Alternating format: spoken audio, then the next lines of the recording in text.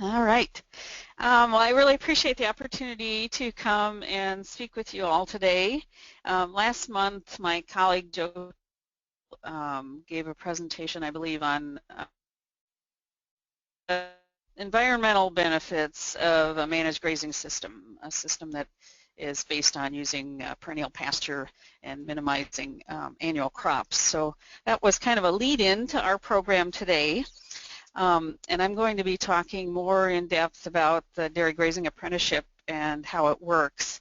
We really welcome folks like you helping promote the program out there, both to well-managed grazing farmers who are trainers in the program, which I'll explain later, and also to young people who may want to be getting into dairy farming as a career.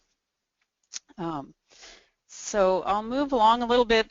I think I probably know quite a few land and water folks around the state. I've worked in Wisconsin for 25 years on grazing and environment and agriculture issues over the years. So I've got a kind of a broad background. I worked for Extension for a while. I did some research for a while.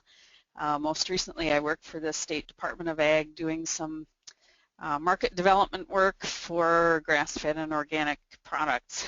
And then I started with the dairy grazing apprenticeship about a year and a half ago. So it's pretty new to me, but it's something that I've watched and followed for a number of years since it started in 2010. So I guess one of the things that drew me to this program is just the thinking that, you know, we have the majority of our landscape here in the state is owned by private landowners and farmers, and so it's in their hands, you know, how we manage in terms of conservation. So working with that community to create a set of principles surrounding how we manage the land is very important, and being involved in a program that actually trains the next generation on some conservation principles was really important to me. And I guess the other thing I think about is farmers are our food producers out there, and the fact that our country has never had a formalized training program to train the next generation of farmers is kind of amazing. So other countries have very long-standing and robust apprenticeship programs for farming, and we're actually the first one in the U.S. So we hope that we're starting a trend here. Okay, so as I said, we're the Dairy Grazing Apprenticeship is the first formalized registered apprenticeship for farming in the U.S. Just as a carpentry or a plumbing apprenticeship works, it's a work-based program in which the apprentice is placed on a working farm that we approve and works for 2 years, gains management skills, and gets paid while they learn. There's also a classroom-related instruction component, and then other characteristics that are typical of apprenticeships and are also incorporated into our program include facilitating kind of peer and networking opportunities so that these young beginning farmers get networked into the farming community and are able to rely on their peers as they get started. Okay, so a little bit of background, and you may have seen these. These are some surveys we did when I was at the Department of Agriculture. So the data is a little bit old, but right now in Wisconsin, about 20% of dairy farms are still using managed grazing. And you can see on the left side of your screen that shows where the concentrations of those farms are. Or the color, the higher the numbers. And on the other side is beef grazing, which is still around 40% of beef operations use some form of managed grazing. Very popular set of practices, and it's from these farms, the dairy farms in particular, that we draw our master dairy grazers who actually do the training in our program. So part of the reason why we started here in Wisconsin, in addition to the fact that the people who founded the program farm here in Wisconsin, is that we do have this high number of potential masters and a good opportunity to build a community of trainers. So Joe talked a little bit about the economics of managed grazing, and so I'll just reinforce some of what he said a month ago, and that is the reason why the managed grazing is a foundation of our program is partly because of kind of the environmental benefits, but also because this is the lowest cost way to produce feed for cattle, and we want these trainees to come out of the program knowing how to keep their costs down, because that'll make them more successful as they get out on their own. So this graph is some actual data from Tom Kriegel at the university, showing on the left the confinement farms, the light green is income per cow, and the dark blue is profit, or is cost of production. So the point here is that in a confinement system, a lot of times our costs rise to a point where our profit margin is very small. Another way of describing this graph is that this confinement dairy has to milk 4 cows to get the same amount of profit or money in his pocket at the end of the day as the grazing farm does with 1 cow. So that's really the focus of why why that's kind of the basis of the program, why we use the grazing system. And these are just some numbers. I think Joe might have shared these last time as well. This is 2009, the last time we had a steep decline in dairy prices, which is what we're having right now, a prolonged period of low prices. And you can see that although they're quite small, the Wisconsin Organic and the Wisconsin grazing farms, they're able to maintain a profit per cow even under very low price scenarios, whereas the confinement dairies just really struggle to be profitable during these times, and that's because of what I was saying before, the cost of production is so high. So we may not be making as much milk per cow, but we're making more profit per cow, and at the end of the day, that's what keeps a farm in business.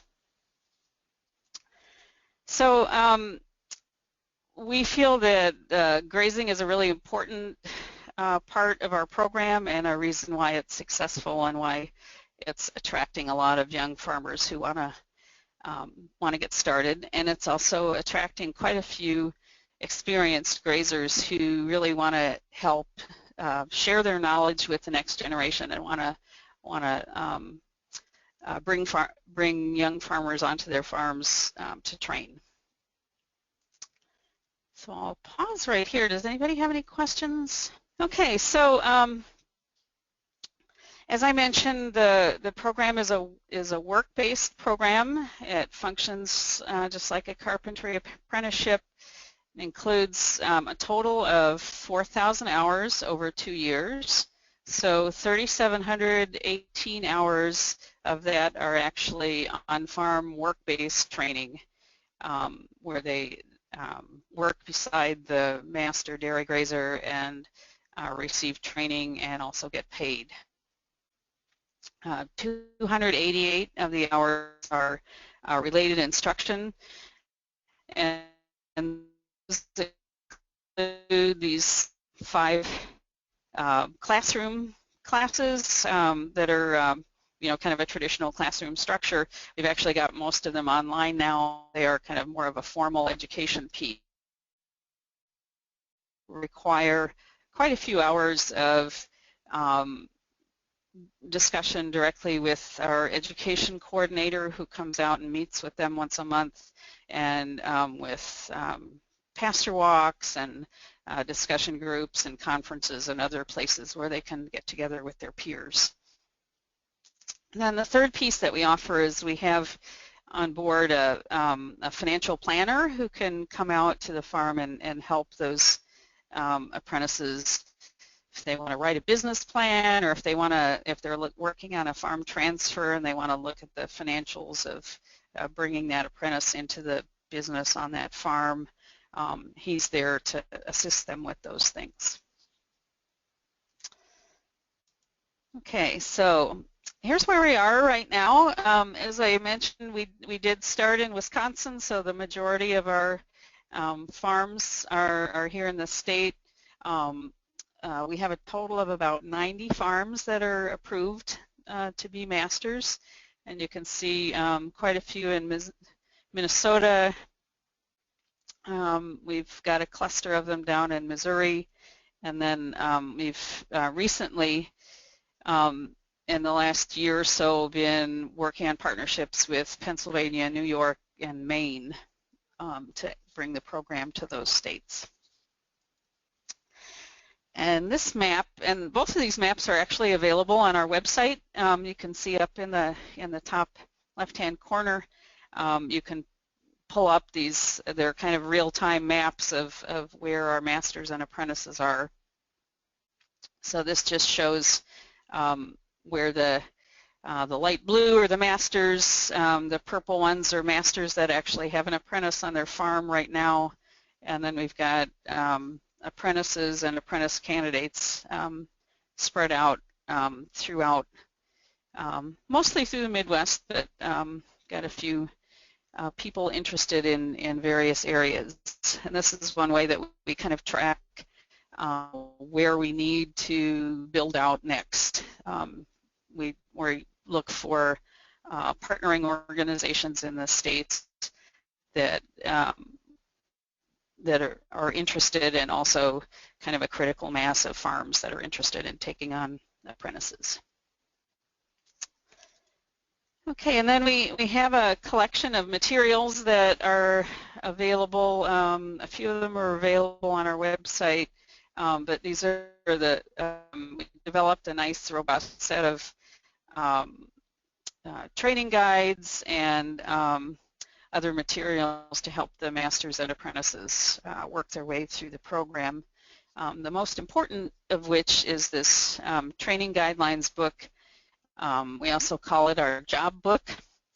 So most apprenticeships start with what we call, it's called a DACUM. It's developing a curriculum format that allows, in our case, we brought together managed grazing farmers, and it went through a process of kind of defining the skills needed to be a dairy farmer, and in particular a dairy farmer that uses managed grazing. So this job book spells out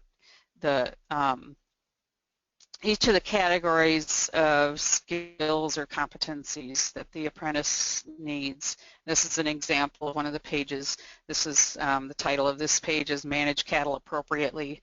So it goes through a series of skills that the apprentice needs to learn before the end of the 2 years.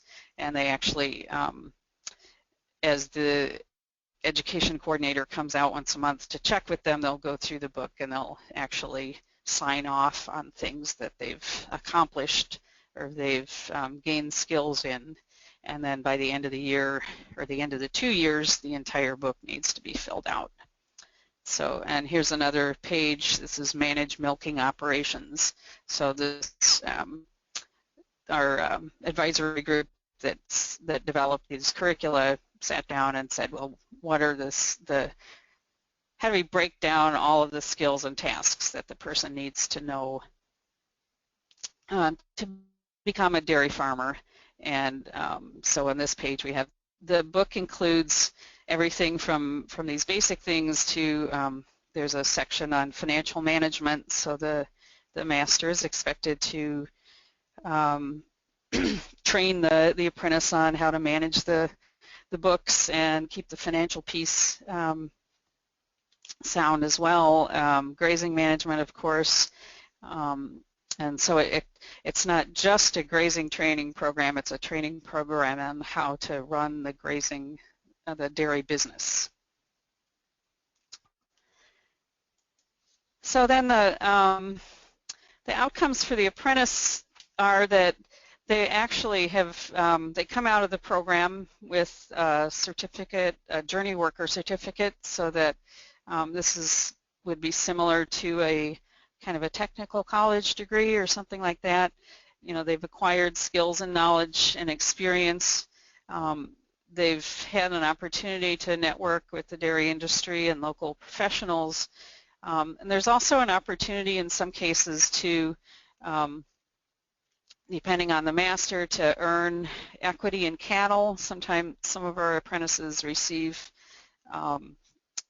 calves, like heifer calves, as part of their compensation, so they'll end up at the end of the 2 years maybe with a small herd of cattle that they can go on to their own farm with. There are also opportunities to partner or transition into ownership if we've got a retiring dairy farmer. Or there may be other opportunities to purchase or rent a farm and get themselves started. We are approved by the Farm Service Agency as an educational provider, so having gone through our program gives the beginning dairy farmer a leg up on getting beginning farmer loans and that sort of thing to get themselves started. Okay, and then from the perspective of the master, you know, why would they want to get involved? Well, there's a lot of opportunities for them as well. As I mentioned, we do have some farmers that are nearing retirement. Actually, most farmers are nearing retirement, I think, based on the average age anyway. And I've seen statistics that say 60 to 80% of farmers right now don't have a family member or any other identified successor lined up. So we're reaching a point where we're going to have a lot of farms just ceasing to exist or getting eaten up by larger farms unless we provide these opportunities for transfer. So that's one of our main goals of the program, is to help transfer some of these operations and keep them as kind of family scale working farms.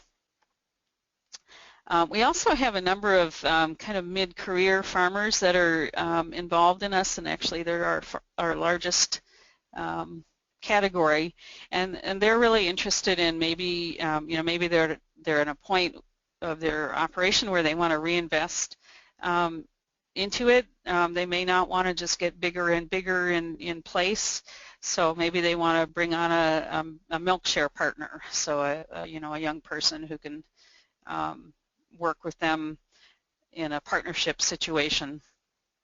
We also have a number of farms that are looking at this, we call it a spin-off farm, but farms that are, they want to reinvest in their business, they don't want to do it on their home farm, so they'll buy a second separate farm with separate facilities, and then they're working with the apprenticeship program to train somebody who can be the skilled manager that takes over that second farm, or maybe they'll eventually sell that second farm to the apprentice. The picture in the corner here is Joe Tamandel, our executive director, who has done just that. His home farm, he's got about 150 cows on that farm, and then several years ago he bought a second farm. He's got another 150 cows on that farm. And this is Clem Miller, who was an apprentice on his first farm, who's now managing the second farm. And the benefit of that to a master as they retirement age, then they don't have one massive operation to transition or to sell. They could actually sell off one or two of these independent operations that they've set up. So there are some benefits, and we're seeing more and more producers looking at that. So I want to give you a little bit of an update on where we are right now. So currently, as I said, we have about 90 masters who are approved to take on an apprentice. Right now there are 25 paired masters. So we have 2 of them that are in that retirement stage and wanting to transition their farms to non-family members. About 7 of them that are actually bringing their own family members through the program. And that's something else that's entirely acceptable to the program. We've got families that want to use the structure of our curriculum to help guide their training of their own kids coming through the program. I've got 14 of these mid-career masters who are training unrelated individuals, and we're hoping that they'll continue to bring apprentices through. We've got one fellow that's already got his next 2 apprentices lined up. He just wants to bring one on at a time and really want to contribute to training the next generation in that way. And then we've got one kind of education farm that has multiple apprentices on one site. It's a public, actually it's a nonprofit organization that runs that farm out in Maine. So we have a diversity of masters, so we have a lot of different opportunities for a wide variety of apprentices.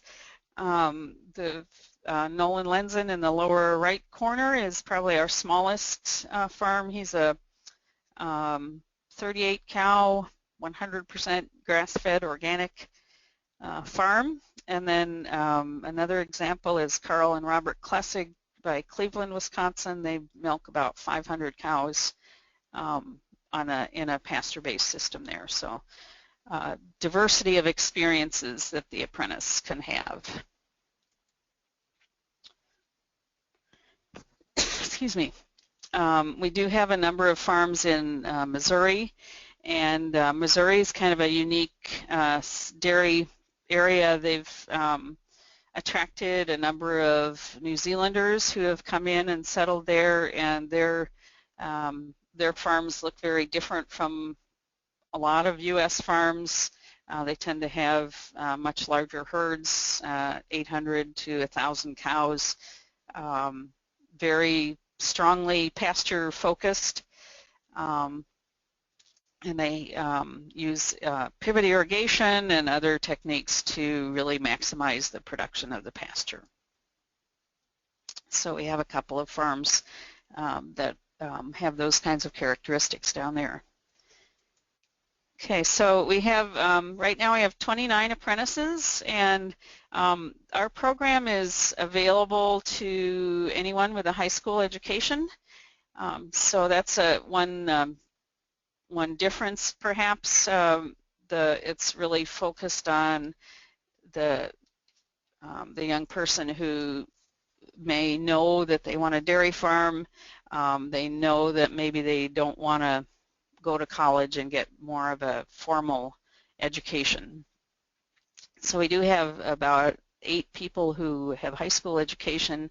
We have a number that come to us with technical college degrees and certificates.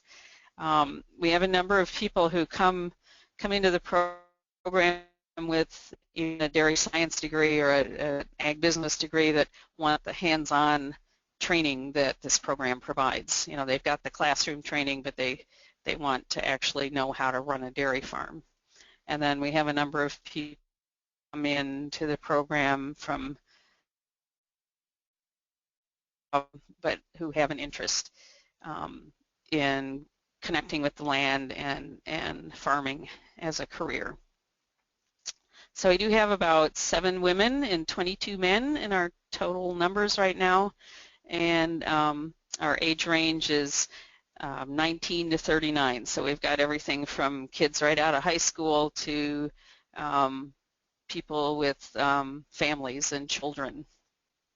So it varies widely.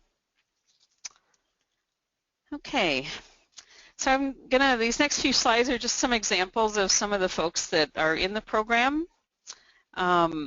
This is, let's see, Brandon Probst and Glenn Harder. So Glenn was one of our retiring dairy farmers who didn't have a successor in the family or anyone in mind, and he took on Brandon, and Brandon has now graduated from the program. He's a journey worker, and he and Glenn are still working together, and we're still providing them some financial advising support as they transition that farm from Glenn to Brandon. Okay, and this is another one of our graduates, Drew Votis on the left there. Obviously not the same family as as the rest of the Shriners, and he went through the program a couple of years ago as well, and now he is farming on a rented farm nearby. It's another farmer that's done this spin-off farm or satellite farm. This fellow moved.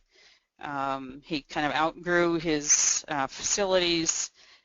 He moved to a new operation across the road, and now he's renting those older, smaller facilities to Drew so he can get started and build some equity and build some experience in a rental situation. Okay, here's one of our within family apprenticeships.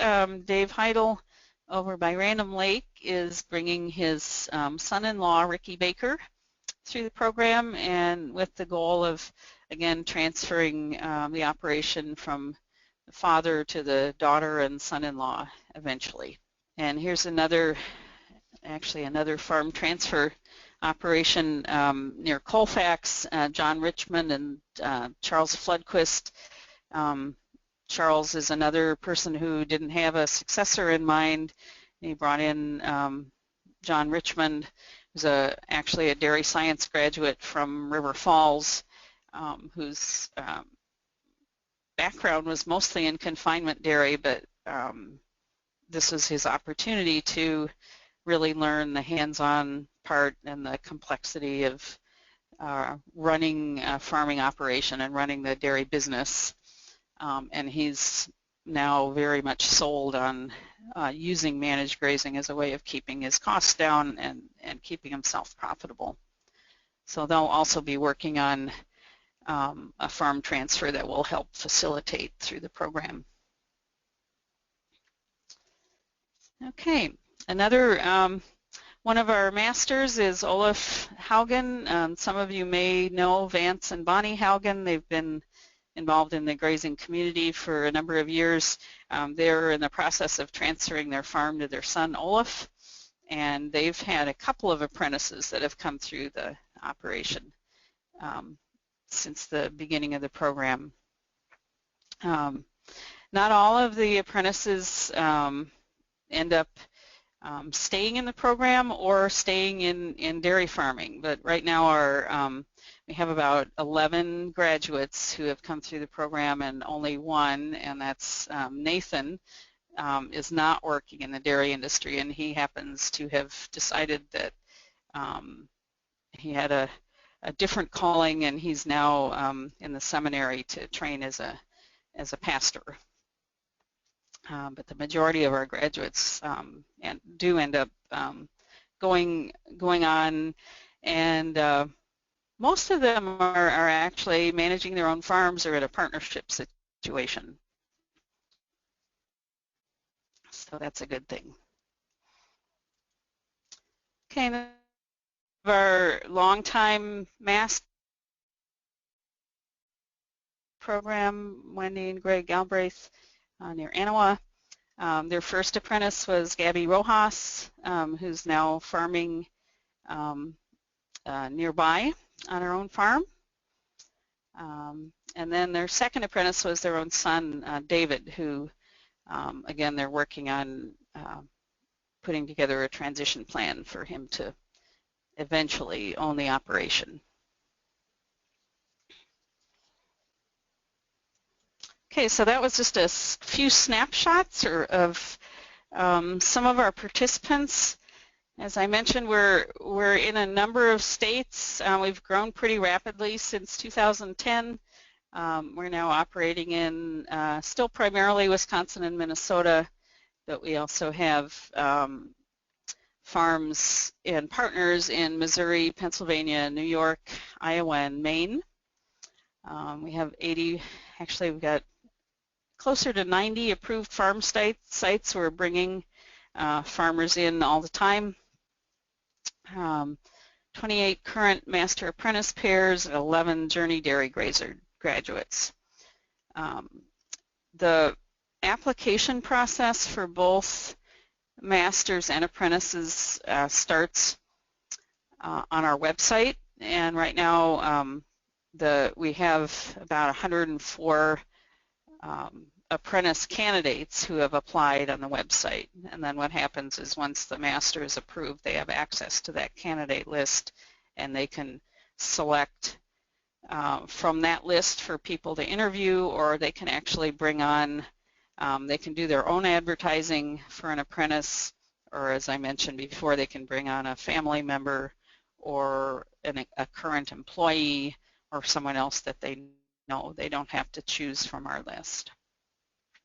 So we do provide the training manual and guidebooks and other outreach materials, and in every where we've developed cohorts of masters, we also have an on-the-ground education coordinator who comes in and helps facilitate the process, providing guidance, input, and assistance on a monthly basis. As I mentioned, the website is where applications are made, and we have this searchable database to facilitate matching. It's also where we keep our records that are required by the Department of Labor for the apprenticeship. So we record all of their work hours and their related instruction hours there, and those records are kept so that they're able to achieve the journey worker status. So anyway, some of our partners, we're primarily grant funded. The master is responsible for the responsible for paying their tuition for the classroom training, and we rely heavily on a number of grants to pay our staff to do the facilitation of those relationships and to do our administration. So this list that you see on the screen right now are some of the places where grant support. Then we're also trying to work toward the type of structure that we see in traditional apprenticeships, most of which have been around for over 100 years. And in most of those apprenticeship programs, ultimately the industry comes together to support the training of new carpenters or plumbers or whatever they are. So we are working with the industry, both our master farmers and also input suppliers and other dairy industry partners to create a support network to keep apprenticeship going into the future. So these are some of the companies and organizations that are as well. I believe that's my last slide, and I'd be happy to take any questions from anyone if you have them. We are recording this, so if you want to share this with other people, I'll be sending out a message at some time after we get it posted on the Wisconsin Land and Water website and letting you know where it's posted. Um, I don't think there's any questions coming in. Did you have anything else you wanted to add, Laura? Only that if anybody has questions going forward, please do visit our website, or you can contact either me or Joe Tamandel, our Executive Director. And if you do work with dairy farmers or young people wanting to get into the dairy industry, we would be happy to provide people with brochures to put in your offices, or to hand out to people, to share information about the program. We're always looking for more participants. Okay, and there's their contact information. Thanks, Laura. That was great. It's a great opportunity for farmers and producers out there. And again, this is being provided, this training, by the State Interagency Training Committee, SITCOM. And if you ever have any ideas for other trainings, just let us know, and we'll try to get a webinar or whatever trainings around the state available for people. So I think we're going to sign off. Again, thanks, Laura, Okay. and everyone All have a right. great Thank day. you. Great. Thank All you. right. Bye now. Bye-bye.